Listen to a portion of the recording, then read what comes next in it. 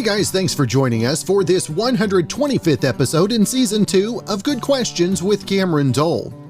Special guests on this episode include Linda Rodriguez-McRobbie. We're going to talk about the new podcast, Newton's Law. We'll also visit with Nurse Blake. Got a new comedy tour, the PTO Comedy Tour. We'll also talk about the Nurse Blake podcast, videos, social media, and much more. We'll also visit with singer, songwriter, and artist Thom Shepherd, has a new single and album we'll be talking about. And we'll visit with our good friends Joe and Martina.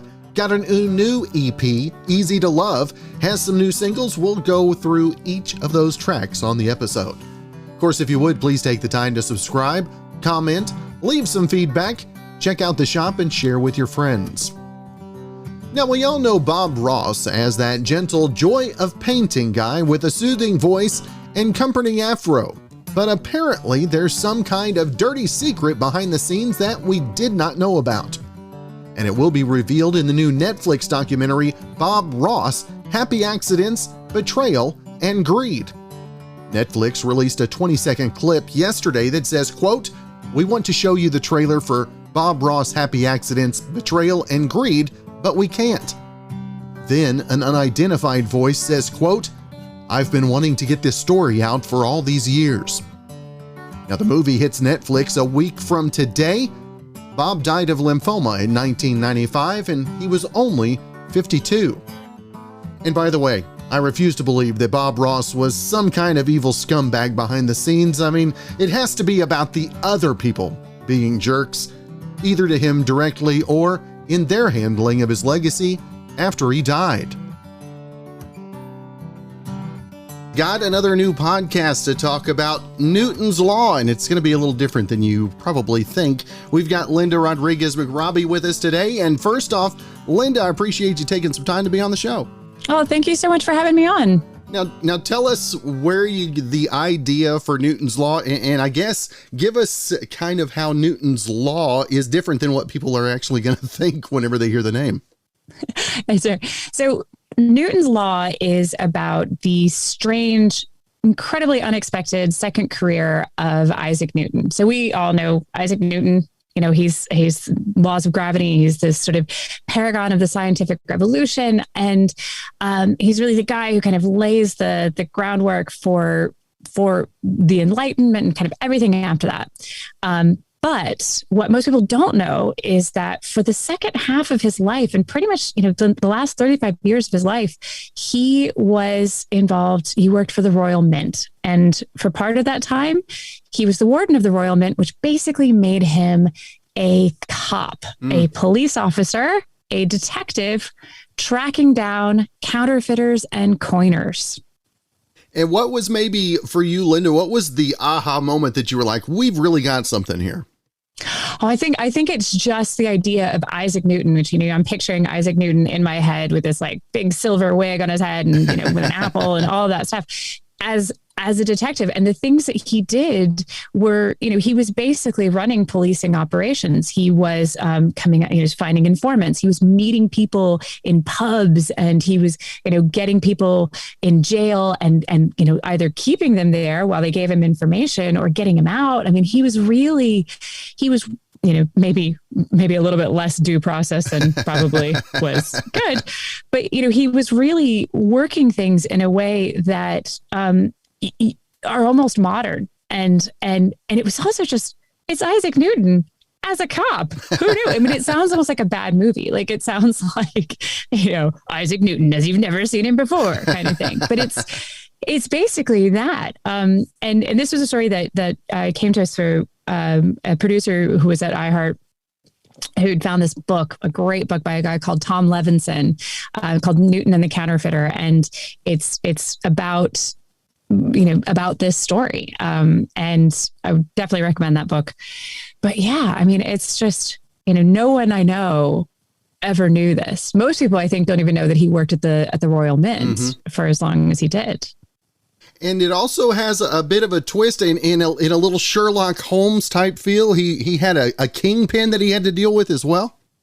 He did. He had a sort of arch nemesis type character who is a guy who's basically one of the best counterfeiters that London had ever seen at that time. And somebody who was really, really skilled at making fake money. And he did a really, he was somebody who was operating kind of on a level that you would associate with organized crime, really. Mm-hmm. He had gangs, he had people who were getting the coins in the market for him. I mean, this was a kind of a big player. And it was also somebody who kind of came out of nowhere. He had been the son of a weaver in Warwickshire and basically makes this big career for himself as a master counterfeiter in London in the 1690s. And it's a tremendous showdown. And Linda, for you, this last year and a half, couple years, has podcasts blown up in your mind because of people just wanting questions answered that maybe they've had time to ponder on that they normally haven't? I think a little bit, yeah. And I also think that there's something really wonderful about the podcast form where, and I mean, we're all busy, right? And we're all always sort of doing other stuff. I love to read. I have shelves and shelves. I have too many books. My husband says I have too many books. Everybody says I have too many books. And I know that I don't have enough time to read them. But the information that's in them, I want that, right? I want to know that stuff. And so I find that podcasts are this wonderful kind of satisfying way to get information, get a story, get something really gripping, but where I can also be doing other stuff. Mm-hmm. I can go for a run, or I can, be doing the laundry, or, I can kind of be satisfying two needs at one time, which is the get stuff done and to learn new things. And so, yeah, I think a lot of people are kind of dealing with a bit of that. And I know my husband is also a very big podcast listener. He's actually a bigger listener of podcasts than me. So he's always coming and be like, oh, you got to hear this podcast. I listen to that. It's great because it's a way to learn new stuff. And I also think, and this is a little bit of an aside and I apologize, but I think that the form of the podcast and the ways that you can play with how you tell the story mm-hmm. It's so wonderfully open-ended. It is a lot of what radio has done and has always done, but it's so wonderfully flexible. And I really like that. And Linda, I always want to make sure and let our listeners know where they can find more info, not only about Newton's Law, but everything you've got going social media wise as well. Well, you can find Newton's Law on Apple Podcast, the Stitcher app, on the iHeartRadio app, and on Spotify, sort of anywhere you get your podcasts. And I am on Twitter as @Linrod, I believe. That's terrible. But I'm very findable, as I think that I am the only Linda Rodriguez-McRobbie in the world. So there you go. One, you're an original. It's true. I feel like that. Well, Linda, it has been great to visit with you. I look forward to spending some time with the podcast, and hopefully we can catch up again real soon. I hope so. Thank you so much. I hope you have a good day.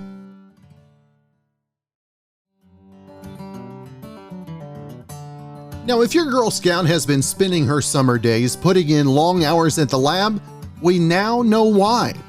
They've been secretly working on concocting a new cookie flavor. Now, the Girl Scouts are adding a new cookie called Adventurefuls, and they're a brownie-inspired treat featuring a caramel-flavored cream center, a drizzle of chocolate sauce, and a touch of sea salt. Now, they'll be available in January when the Girl Scouts begin selling for next year. That's 145 days away according to their countdown clock. You can sign up on their website to be reminded when they are unleashed. Of course, all the classic cookies will be back along with this year's addition to the Toasty-A's. It doesn't sound like they're discontinuing anything. Now, the Girl Scouts organization also wants to remind everyone that this is more than just a fundraising tradition that turns Girl Scouts into a conduit for your sugar fix. They're introducing new cookie business badges, which will encourage girls to think like entrepreneurs as they run their own cookie businesses and incorporate online sales through the digital cookie platform. A nurse gone comedy. Nurse Blake we've got with us today. And first off, Nurse Blake, I appreciate you taking some time. Looking forward to the visit, brother. Thanks so much for having me. I can't wait to get up to Oklahoma. Now tell us, where did the comedy spark for you, and how surprised or maybe not surprised were you by the response that you've gotten? Very surprised because I did not expect it. I've been a nurse for 7 years. I've worked all over the country, from Florida, South Carolina, Texas, Washington State. And I've just had so many experiences and met so many cool nurses and nursing students. And about 4 years into my career, I was working in a really busy ICU. And honestly, I was getting burnt out. I was being overworked, underpaid, underappreciated. And I was like, but I love nursing so much. I love caring for patients so much, to where I just needed to really find my community and connect. So I just made a funny video, put it out online for my friends and family to, look at and hopefully laugh at. And all the news stations shared it. It was circulating around the internet. And ever since then, I've kept making videos, and nurses around the world, no matter where they, live or work, they're able to relate to it in some way. So now I have a really positive community of over, 2 million nurses that have really helped me, realize why I got into nursing in the first place. So it's really, really cool. For you, Blake, to deal with nursing and some of the stresses that go along with that as well, to bring comedy into it. I mean, you've got to be putting a little breath of fresh air into some of the nurses that get so wore down. Nurses are some of the most funniest people, because within a 12-hour shift, and sometimes it's inappropriate humor, but it really helps us. In 12 hours, we see life, we see death, we go through a range of emotions, just within ourselves and also with patients and their families. So some ways we have to relieve that is through humor, sharing stories, at the nurses station or in the break room. So nurses are funny. Every video that I've come out with, whether it's nursing school based or nursing based, they're definitely based off my coworkers and people I went to class with. To now be going out on a full national tour, I mean, how mind-blowing is that? And how do you mentally prepare yourself to get up on the stage and perform as well? You know what? I am so excited, nervous. I'm doing like 55 shows in 70 days. But what really gets me going is being able to give these nurses, a night out. We call it the PTO tour, for paid time off. Nurses typically work short staff. They're asked to come in on their days off. But I'm like, listen, if anyone deserves PTO right now, it is nurses. So I want to make sure that I give them the most epic night to come out with coworkers and friends and to just, let loose and have a good time. Blake, what do you think is the biggest misconception that folks have about nurses? And I'm sure with your comedy, you're probably bringing out that there is a little bit of humor there as well. Nurses, people always say nurses, you just follow doctors' orders, and nurses just wipe butts. Okay, we don't just wipe butts. We will wipe butts because we want to keep our patients clean and comfortable. But no, that is not all we do. We are with our patients for 12 hours, everything from assessing them, their lifestyle. Nursing is a little different than medicine. Nursing, we work in a more holistic perspective, spiritual, mental, physical needs of our patient. We are there for them. If we see any changes, yes, we do call the doctors or physicians, and we recommend things, because typically, doctors are so busy. I love doctors. I love working with them. But they're not, with our patients as much as we are as nurses. So we are really doing everything possible to advocate and be there, for our patients. And no, we did not get into this profession to date doctors. You say that now. Right. Now, Nurse Blake, what do you find to have been the most rewarding time for your time serving as a nurse, and how does that motivate you to keep those other nurses that are going through those hard times, keep them motivated as well? Yeah, so I try to read all my messages. I get a lot, but I try to read through them at night, and the messages that always stick out are, I was having such a hard day. I just wanted to quit. I just wanted to leave. And then, they would sit in their car after work and just watch a few of my videos and just laugh. And it tells them, it just made them, forget about their day and realize why they got into nursing in the first place. And that really what's kept me going, and I'm so happy that's what's kept, these other nurses going. It's just some relief. It's okay to laugh. It's okay to cry. It's okay to have a bad day and still love helping others and still love being a nurse. That is right. And of course, you can check out more videos online. And Nurse Blake, I also want to make sure and let our listeners know not only where they can find more about the tour, but also podcast, videos, all of that, social media. Where's the best place for folks to keep up with everything? I am everywhere except on dating apps. So you could find me on TikTok, Facebook, Instagram, YouTube. If you're a podcast listener, you could find the Nurse Blake podcast on Apple and Google. And if you want to come to my show, November 4th, Oklahoma City, take a nurse out, take your coworkers out, have a fun night. You can get tickets at nurseblake.com. That's good stuff. Well, Nurse Blake, it has been a privilege to have some time with you today. I look forward to seeing you in November, and hopefully you can have a great rest of your week as well. Thanks, Cameron. Thanks for having me on.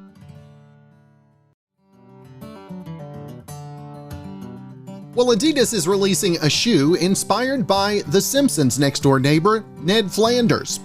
The colors match his outfit, which is green sweater over a pink collared shirt and khaki pants. The sneakers are olive green on the sides with brown suede detail and pink ankle lining. Each pair comes in a box with an image of Ned holding up a left-hander's rule sign in reference to the Season 3 episode When Flanders Failed. That's the one where Ned opened a left-handed store called the Leftorium. A pair of the shoes cost $130. They go on sale October 3rd, which is the 30th anniversary of the episode. Our next guest on the show, I was originally going to say country singer-songwriter, but there's so many extra things that can go on behind that. We're talking with Thom Shepherd today. And first off, Thom, it's great to have the opportunity to visit. Yeah, great to visit with you too. Now tell us, Thom, the singer, songwriter, artist as well, on top of all that. And I guess art probably came to the forefront a little bit over the last year and a half, didn't it? It did, yeah. During the pandemic, when all of our shows started dropping left and right, and we're going, okay, how are we going to pay the bills? I had just done a portrait of my son's dog. And so when all of our dates started dropping, I just posted that on Facebook and said, hey, anybody want a portrait of their pet? And it blew up, and it just really saved our bacon last year. So, but I have one here I want to show you. This is one that I did for some friends of mine in Denver. This is their dog. His name is Enzo. This is one of my favorite ones I've done. Ooh, that's good stuff. That one right there. So that is good stuff. I've done a bunch of them. I don't know, probably done 50 portraits in the last year or so, and it's been great. It's fun. I did art when I was younger, and I just didn't have time to do it when we were touring all the time. So it's nice. So now I'm doing both, touring and doing art in between. There you go. Now the new single, One Boot. We talked a little bit before we came on about it, and tell us the inspiration behind that. And I know the inspiration comes different for every song, doesn't it? Yeah, that's true. Well, when we, I lived in Nashville for years, and I was a songwriter, and moved to Austin in 2011 with the goal being, I want to be a performer and travel around in songs. What's all my number one passion, is performing and writing songs. So I thought, let's move to Austin, and we'll do that full time, me and my wife, Coley. So the year we moved there, we started doing a whole bunch of gigs for Jimmy Buffett fans, the Parrot Heads. They've become some of our most loyal followers. So we found ourselves doing a lot of stuff in Texas and a lot of stuff in Florida and going back and forth along the Gulf Coast there. So I kept finding myself saying, yeah, it's like we got one boot in Texas and one flip-flop in Florida. And I, typically as a writer, if you say something long enough, it's going to turn into a song. So one of my buddies said, man, why don't you say one boot in the red dirt? And I was like, oh, yeah, that's great. That works for Texas and Oklahoma, right? And then I changed the flip-flop in Florida to one barefoot in the sand. And things that we like about both places. Now, tell us, how did the connection with the Parrot Head fans, how did that connection spark in the first place? Way back in 2007, I was getting a lot of airplay on Sirius XM radio. And I had a song I had written about our old station wagon that we had growing up, and it's called Country Squire. And they played that song a lot on XM. Well, this guy from New Orleans said, I heard your Country Squire song. I'd like to hire you to do this songwriter festival. So I was like, great. So I've been to a lot of songwriter festivals, but never one like this. I started doing some research and noticed all the pictures of the people. They're all wearing Hawaiian shirts and shorts and standing next to a giant paper mache head of Jimmy Buffett. I was like, I don't think this is going to be like other festivals I've been to. And that one show in 2007 just opened the door to all of Jimmy's crazy fans. And since then, I have a song on Radio Margaritaville that's called Always Saturday Night that they play all the time.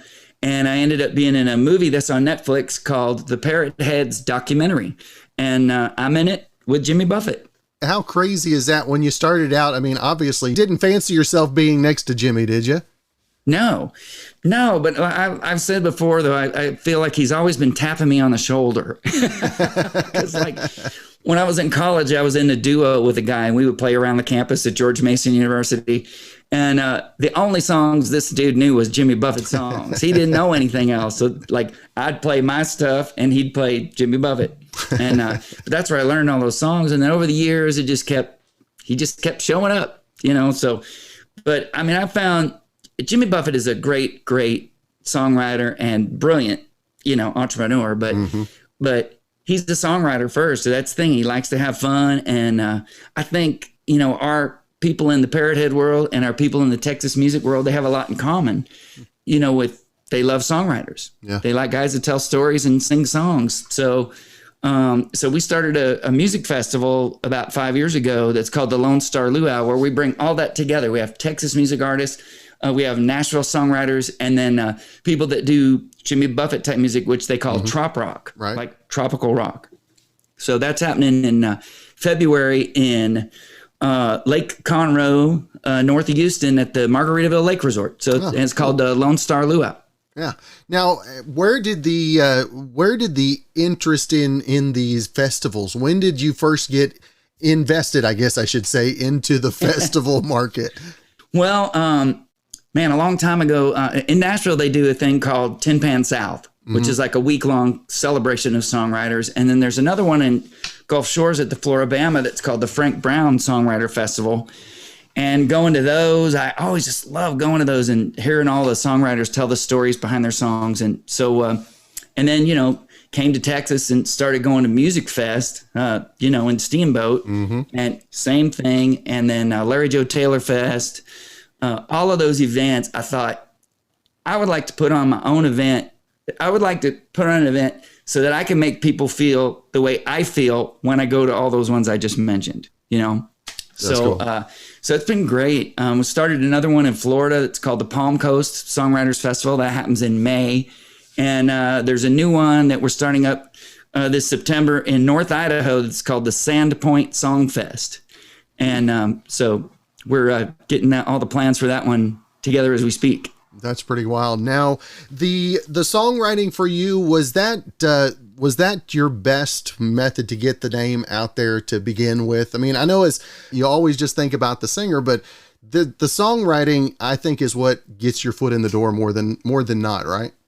Big time. Because there are so many singers, and if you don't write your own songs or you don't have something unique to say, it's hard to cut through the pack of people that want to perform and sing, So when I first decided to move to Nashville, I mean, the immediate advice I got from everybody is you have to write, you have to write, you have to write, you have to write, you have to write.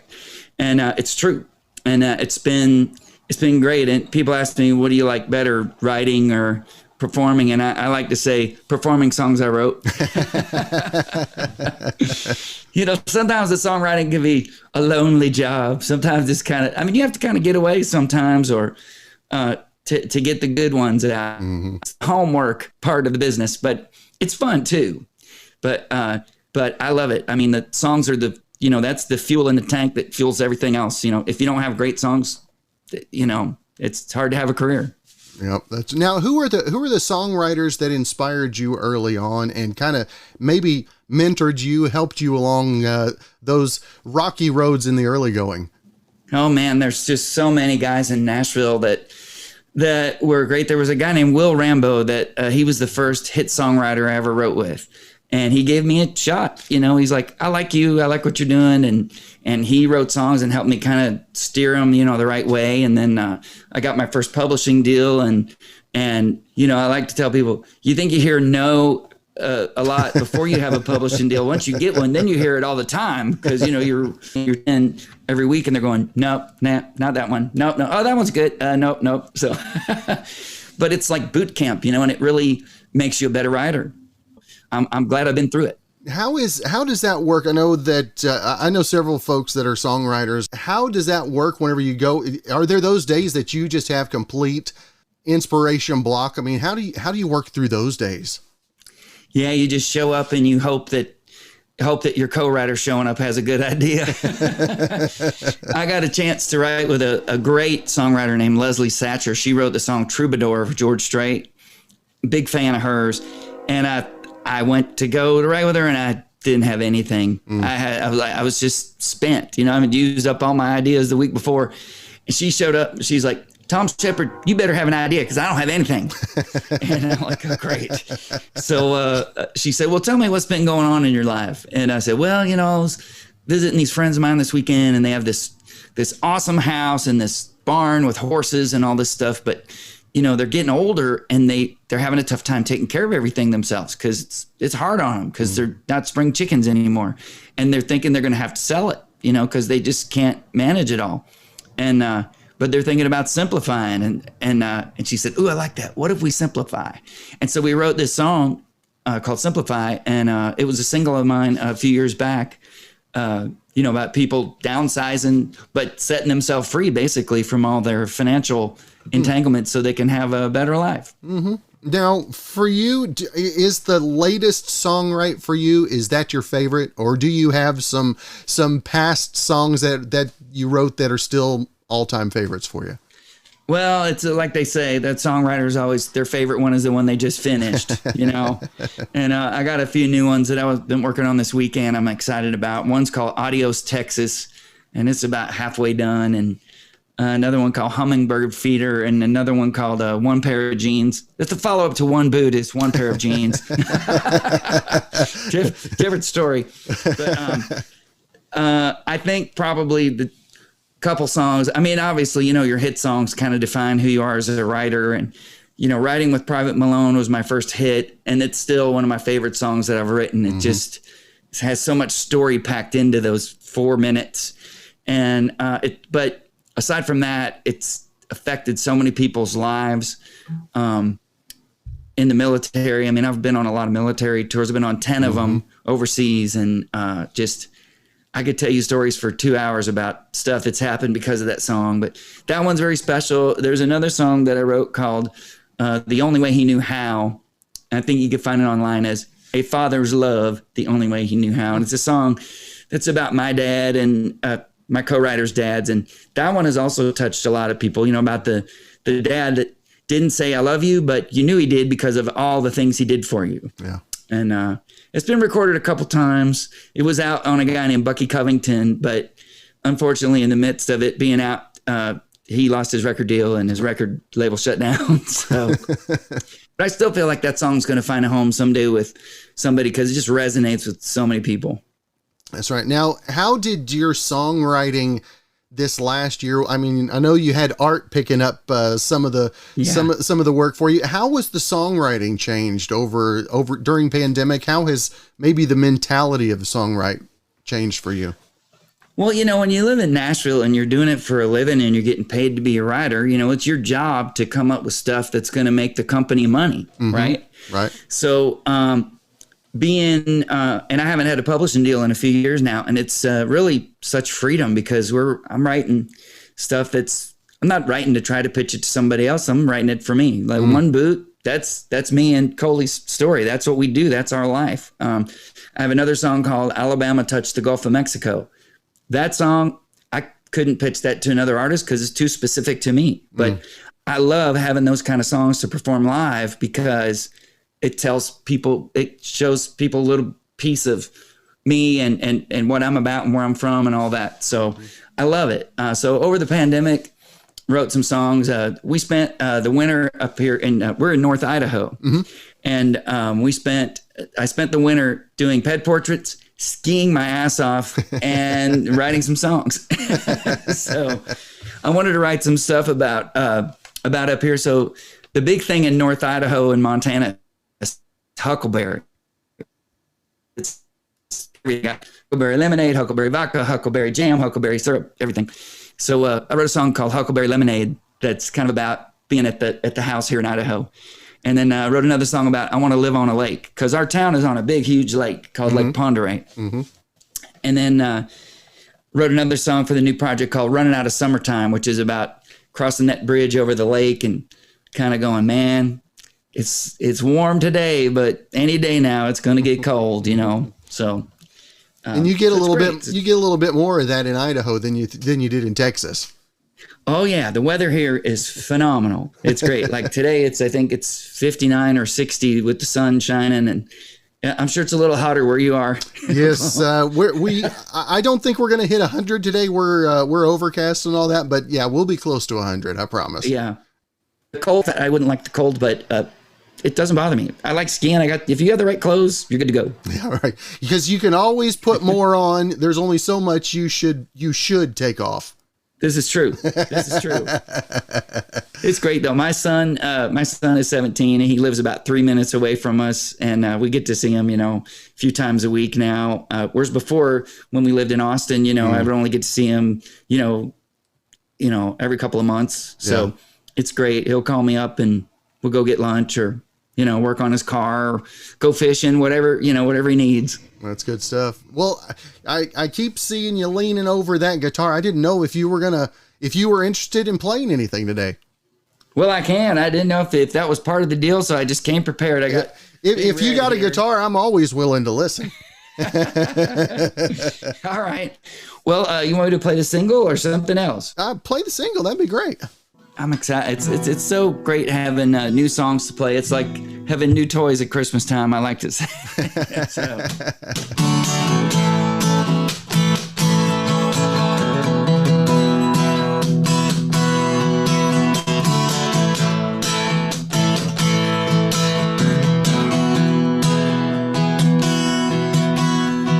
We burned up so many miles between the Lone Star and Sunshine States.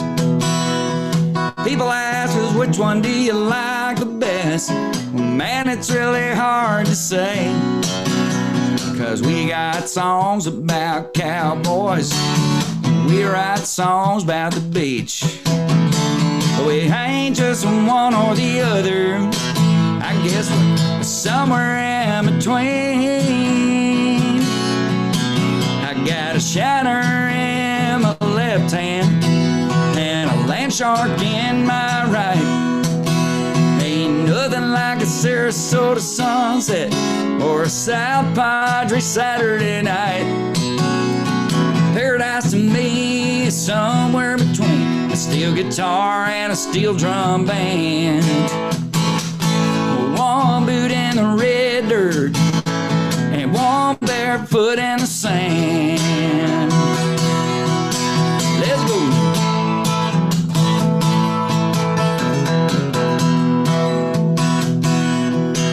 So now we're headed south out of Key Largo on a sunny A1A kind of day. But I'm thinking about Green Hall and looking back and that Houston rodeo stage. Now this resistance straw makes a perfect shade, but so does a tall palm tree. Looking at my life through these Maui gems, you know it all looks pretty good to me. I got a deep Eddie in my left hand and a siesta key in my right. Down in Corpus and Key West, you know it's always Saturday night. I'm right at home on the back of a horse or on a Cape Coral catamaran. One boot in the red dirt and one barefoot in the sand.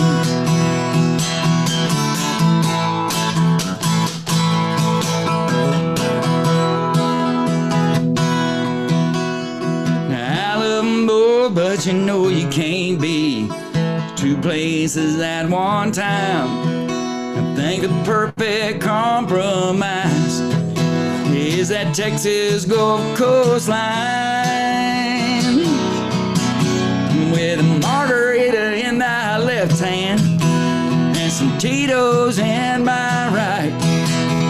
There ain't nothing like a Pensacola sunset or a Port-A Saturday night. Paradise to me is somewhere between a steel guitar and a steel drum band.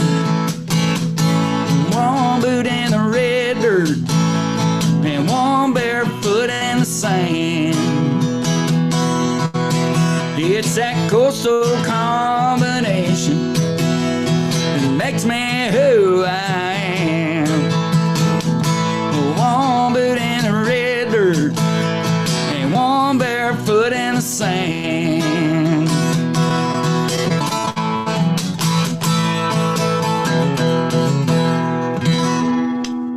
That's good stuff. That is good stuff, Thom. Thank you. That song, I'll tell you, some songs just are very special. And that song just feels great to play. It's just, some just have that little certain extra something, and that song sure does.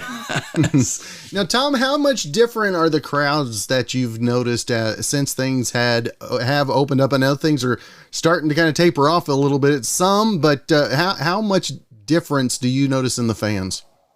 I tell you, you know what I noticed in the fans is they are excited to be there. Yeah. They are glad to be out of the house and out of their sweatpants and in regular clothes again. And the other thing I noticed is that they are ready to buy T-shirts. They just about bought us out of T-shirts that we've done. So I think, everybody's really, I think maybe took it for granted that you could go out and see live music. And I think people maybe forgot how it made them feel being cooped up for several months. So it's just, you can feel it. Everybody's just so damn glad to be there. And it makes it fun for us too. That's right. Well, Thom, if folks want to find more info about the single, about upcoming singles, the previous singles, tour dates, merchandise, where's the best place? Hang on, I'll show you. Let me grab a postcard.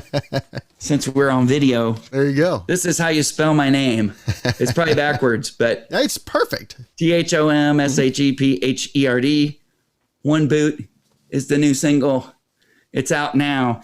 If you go to my website, you can find out about my tour dates. And my wife and I, Coley, we travel together and do a lot of shows. And Lone Star Luau and Sandpoint Songfest and the artwork, that's thomshepherd.artstorefronts.com. So all kinds of things going on. That's right. Well, Thom, I appreciate you taking some time today, brother. I hope you have a great rest of your week, and hopefully we'll catch up again real soon. I hope so, Cameron. It'd be great to see you when we come through Oklahoma.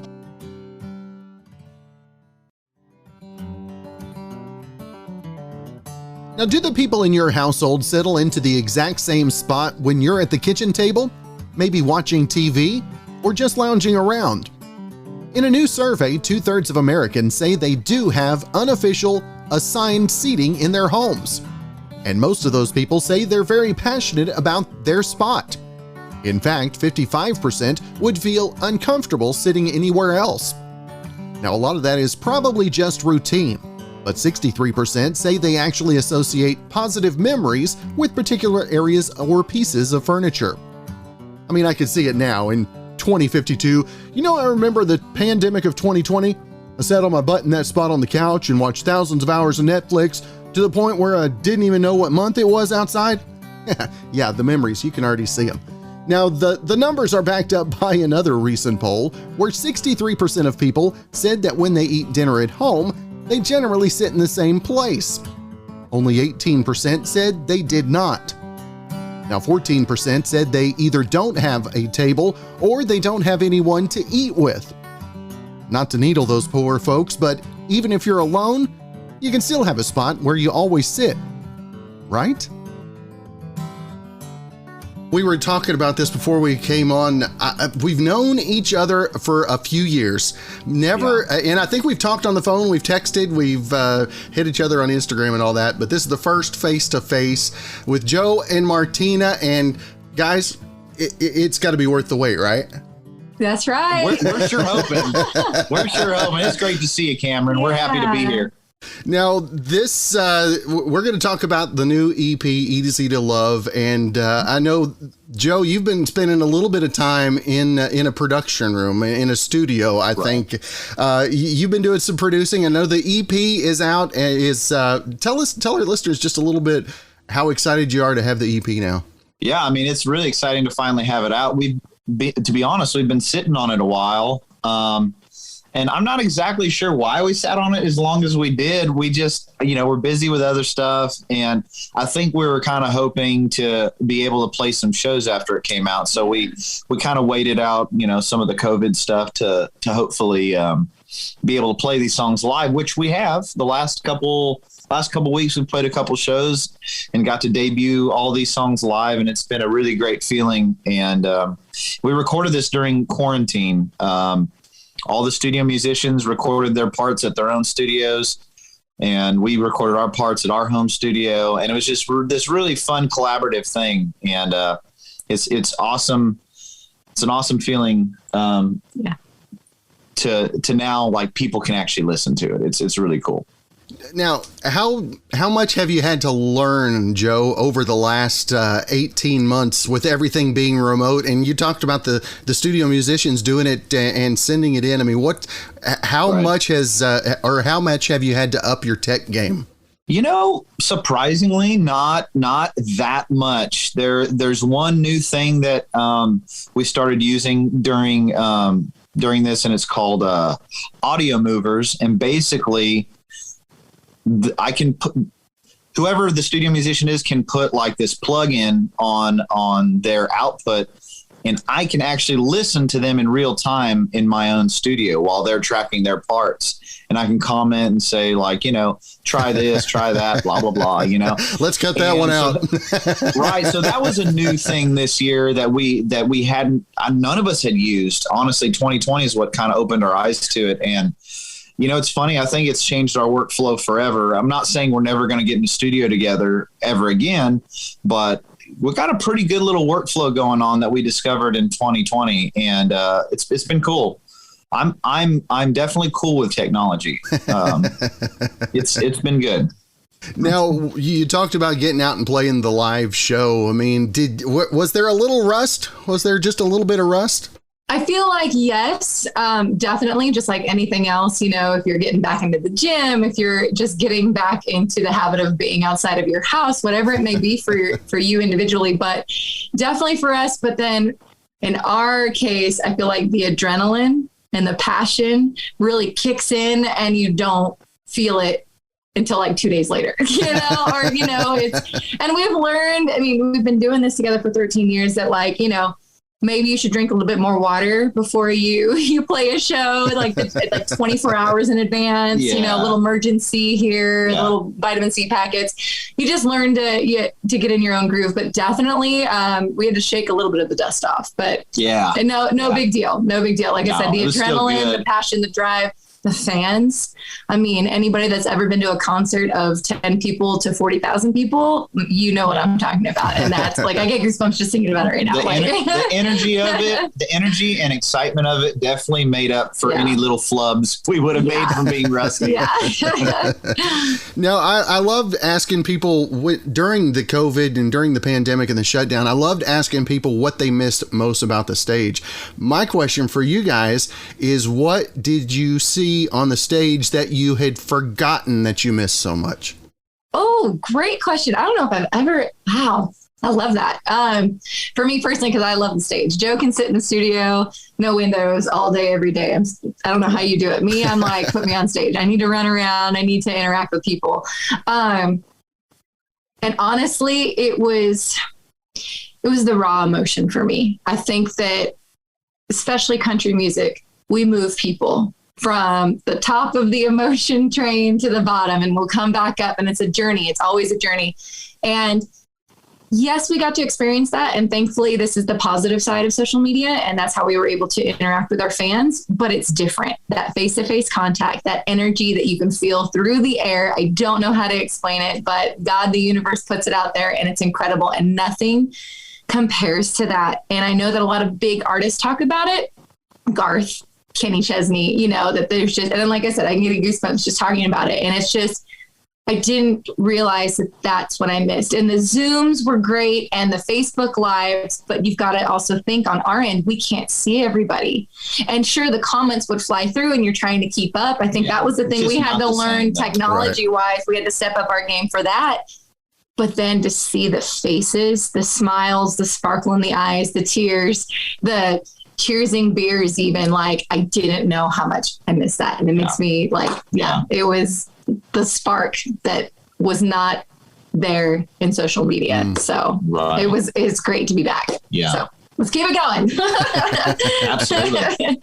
Now, how much did your Facebook Live game improve from day one on those? Because I've heard so many. Well, they're ones you look back and laugh at now. They're horror stories the time of, all right?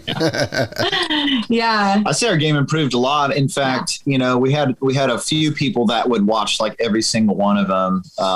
And one of them being a musician buddy of mine, that's here in California.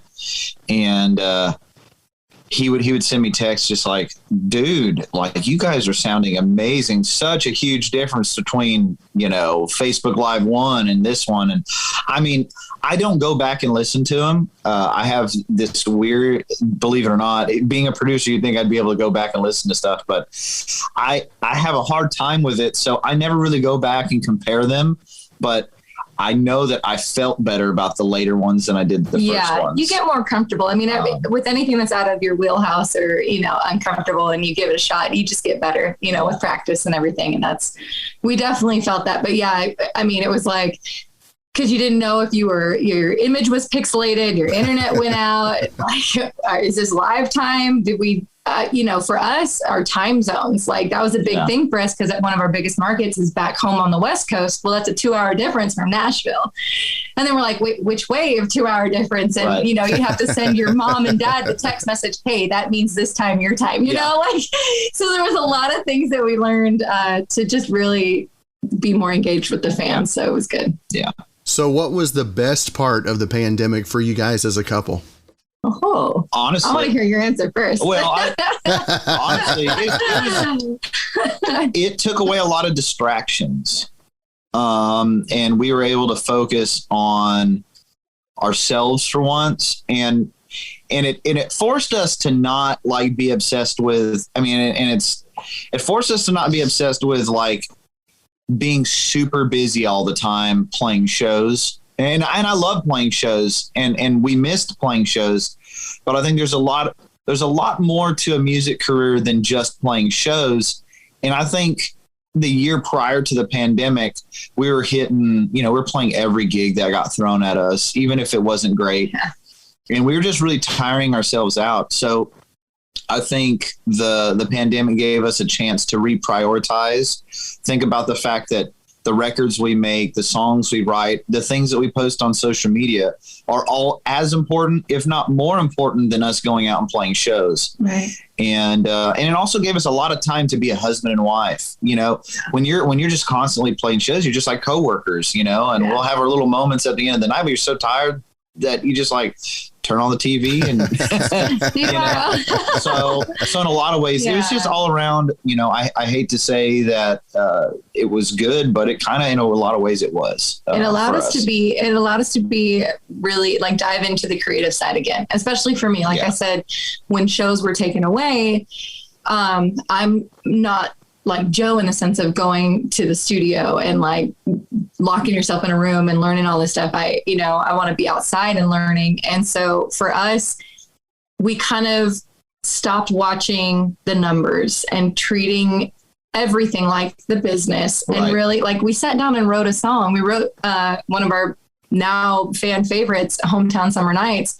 The two of us sat and wrote together. And we haven't done that in, what we say, since we first started this journey. So 13 years. It's been a long time. I mean, we've written together, but there's always a co-writer. And, and it was just like, and we just did it. We threw everything out the door. There was no format or, oh, this is not artsy enough, or this is too, literal. We just had fun again. And I think that when you're nose to the grindstone all the time that you forget the creative and fun and the spark, and we're able to do that. So that was a big positive for sure. Now, tell us about the EP. I know you've got 4 singles on this one. Tell us, do each of you have a favorite, and are they the same? We probably both have favorites, and they might be different. I'm not sure. I think they're different. Let's do a count of 3, and we'll both say it at the same time. Wait, let me get mine. Let me make sure I've got mine. Okay. 1, 2, 3. Hangover. Love, yeah. I thought you were going to say Rhinestone. That's crazy. I like Rhinestone a lot too. It's my second. Hangover's really good. But Brighter Neon's really great too. It just depends, it depends on kind of mood I'm in. In general, I tend to be more of I like mid-tempo, kind of more like rockers. That tends to be like the kind of music I like in general, even when I'm listening to, other people's music. So that's why I think I like that. So I just love the guitars. I love, I listen to music more as a musician than a songwriter, singer. And I think Martina listens to music more as a consumer. Yeah, as a fan, first and foremost, always. So we have different reasons for liking stuff. I just love the sound of Hangover. I love Martina's vocal, and I love what the concept of the song I think was really unique. Like, which I guess we can talk about in a second. But those are our 2 favorites. Yeah. They're both Martina songs. Hey! Now, tell us the story behind it. Do you want to go 1 through 4? Is that how you want to do it? Is that the easiest way? 1 through 4. That'd be great. Okay. Yeah. So what's number 1? I know the order. You must like this EP then. Because you have a lot of songs in your head. It opens up with Brighter Than Neon, which was actually, we released it as a single before the EP dropped. Yeah. I wrote this song with a guy named Dustin Huff and Ray Fulcher. Ray's written quite a few Luke Combs hits. Him and Luke Combs are actually best buds. And now he's become quite the artist himself. And he's an artist out right now. Yeah, he may be coming out and visit you soon. I know he's on a radio tour. Great guy, great songwriter. And I had this idea one day. Martina and I were going out, to a writer's round or something. And she walked in and she was wearing this sparkly shirt. It had like rhinestones and stuff on it. And she just said something like, do I look okay?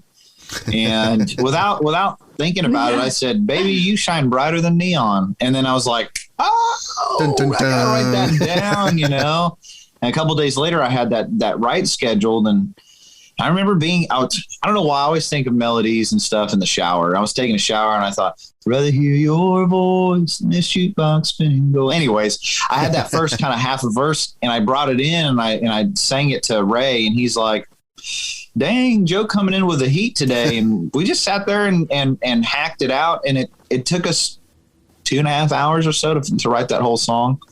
And it's just a cool love song that uses a lot of bar imagery. Martina and I fell in love in bars. I mean, we met and instantly started playing in a music act together, 12, 13 years ago, whatever it was. Yeah. And so, most our fun outings have been under neon lights, under stage lights. We fell in love in a bar. So I think that a love song that references a bunch of bar things is so on for our life, Yeah. I don't know. No, that's everything about that song. It's funny. We did a music video for it. We did it all ourselves and we did it at a hometown bar that belongs to the family. Mm-hmm. And actually your cousin was the one that shot it. Yeah. It's his bar. It's his family's bar. Yeah. And at the end you can just tell that and I think this goes back to what 2020 did for Joe and Martina as a couple.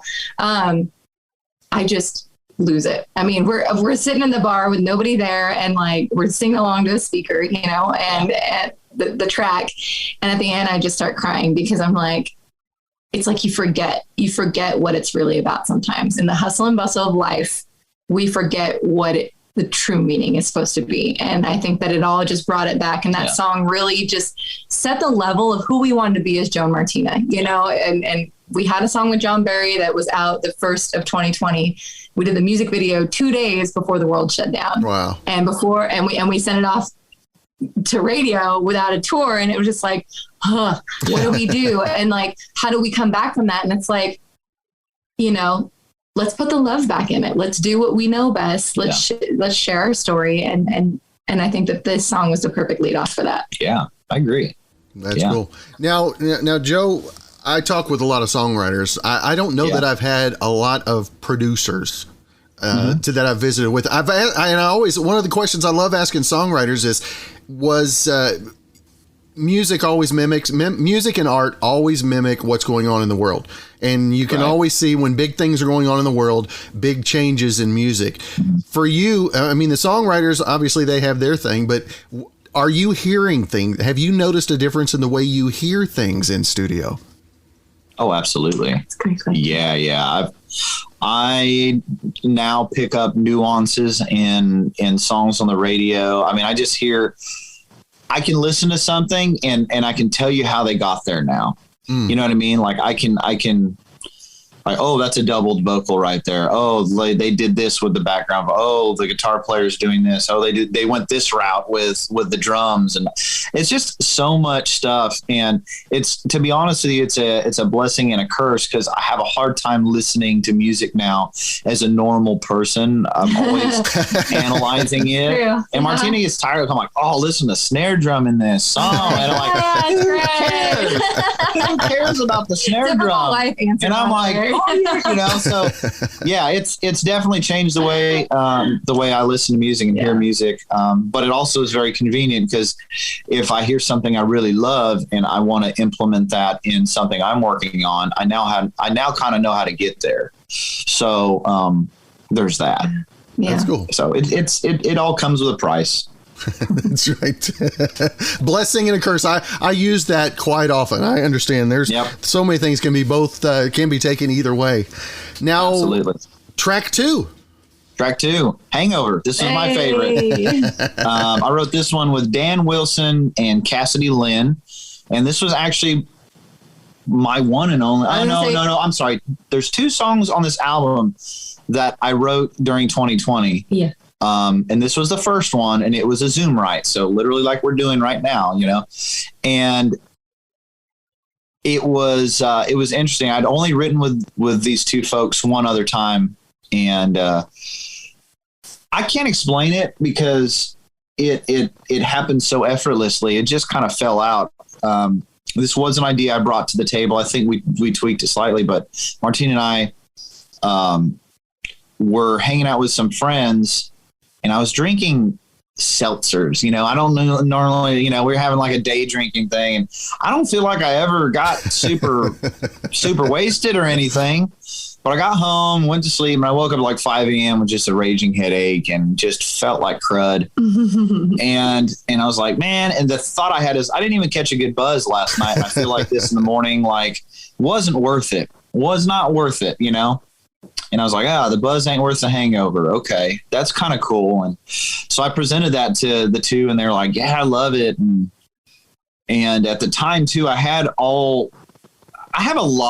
hundreds and hundreds of songs that I personally, like as the male singer in this duo, can cut. I have hundreds. I'm not exaggerating, hundreds, but a lot of them don't apply. A lot of them Martina doesn't connect. Right.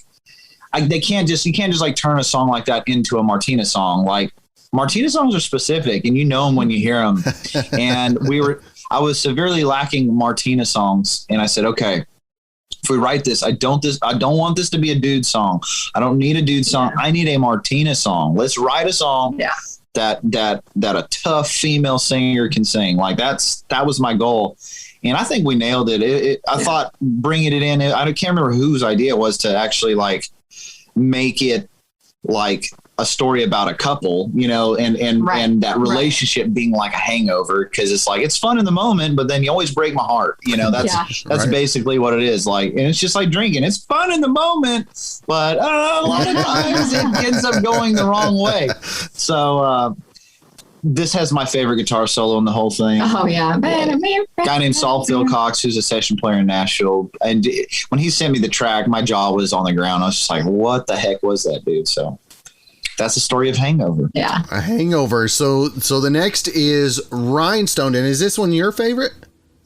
Was this either of your favorites? I thought it was going to be his pick, because it was two. It was yeah. But what's really interesting about this one this is the fan favorite. This is the one that like on Instagram, when friends, family, Western fashion influencers, like bloggers, people that want to throw a song behind something and tag us in it, this is the song they chose. And we were like, what? So it really surprised us. Great song, deserves the attention, but yeah, definitely the surprise of the 4. Yeah. But it's fun. It's fun. It is a fun song. I love it. I think you wrote it with Erin Enderlin and Kimberly Kelly. Right. Who are the 2 country queens. Like Erin Enderlin wrote the Leanne Womack, Last Call. I Bet You're in a Bar, all that. Like, just deep. And she has so many great country music cuts. And then Kimberly Kelly comes from a little town outside of Waco, Texas. Lorena, Texas. And she, like I always say, the more she talks, you can hear banjos and guitars playing in the background kind of thing. Her accent is just amazing. And she just got signed to Show Dog with Toby Keith. So country music. And so this song came out of it. It was great with the 3 of them. I'd had the idea for the title. I can't remember exactly where it came about. It always goes back to drinking, I guess. But I was. It happens. One of my favorite things in the world, especially with some of my co-writing buddies, especially Dustin Hubb. They'll come over the house, and I obviously have a nice, studio speakers and stuff that we can listen to music. And we love drinking beer and listening to old Keith Whitley tunes and old Merle Haggard tunes and old Buck Owens tunes. We don't even go anything before 1989. You know what I mean? Just keep it old school. And I think doing that, I'm like, oh yeah, I'm getting rhinestone tonight, listening to Buck Owens, getting drunk, and from there, I had that idea, and I brought it to Kimberly and Erin, and I kind of had a melody going, and I said, I want this to be about the fact that this dude's going to a bar, and he's drinking over a heartache, but he needs more than just the drinks. Like he's got to go next level. This is not enough, so he needs sad country music and booze to get over this heartbreak. And that's the general concept of the song. It's a fun country sounding tune. When we wrote it, I said, you guys have any connections to Blake Shelton? Because I want to pitch this. It just sounds like an old Blake Shelton tune. Yeah. It's Blake, if you're listening, dude, call me. It hasn't had that many streams. You can pick it up if you want. But it's just a lot of fun. And I love playing it live. And I got to use a different deep part of my voice. The verses are pretty low, and it's just fun. It's got a great energy to it. That's cool. So that just leaves us with one, and that's the title track. Martina's favorite. Yeah, Easy to Love. Why don't you talk about this? I already was going to. Don't worry. My favorite. Anytime we sing this song, I always start it with, here's a song that Joe wrote about himself, and it's called Easy to Love. And everyone laughs, and I'm like, no, really, you did though, right? So he wrote it with Dustin Huff, and Kelsey Hart was a part of it, and a guy by the name of Kelby Costner.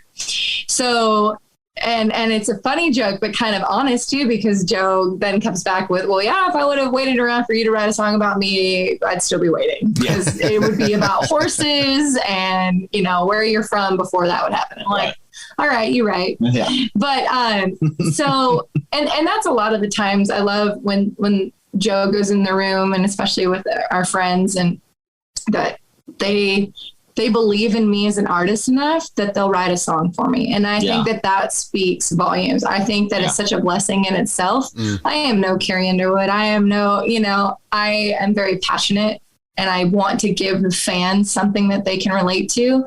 And I think that that's how this duo works. And man, when a song comes out with people who know who I am and what I can do for the song, and it just, once again, I've got goosebumps going on. It's just, it's such a cool, magical moment. And Easy to Love was definitely, and you wrote it for me. And even the parts about my parents, my parents love this boy sometimes more than they love me. It's just, we have a great relationship with both sets of parents. And I love the fact that it was even the title track, because it tells people who we are, but also that we are easy to love. And it's just, that's our message, you know, who we wanted to be as a, you know, married duo in country music. Are we really lovey-dovey? Well, yeah, but not as much as you would maybe think, because I'm too busy dancing circles around Joe and running around the stage. Like, I don't have time to hold his hand. Like, and he's playing guitar and worrying about jamming out with the band to hold my hand. And that's okay. And like,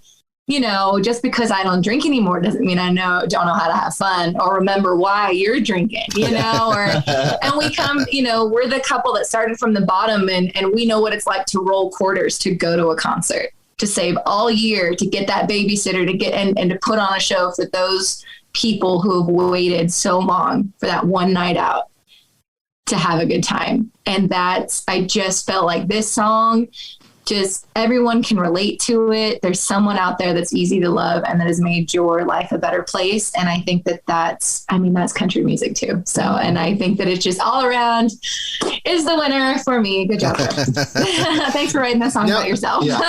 As you think about that, Martina, does that put more pressure on you guys as you take the stage each time? I mean, that you're being cognizant of those that have rolled the quarters, like you said? I don't know if there's a pressure there might be. I think we've been doing it for so long that the pressure, the butterflies are still there, but it's the excitement. You know what I mean? It's not like, oh, I'm going to puke because I'm worried about failing.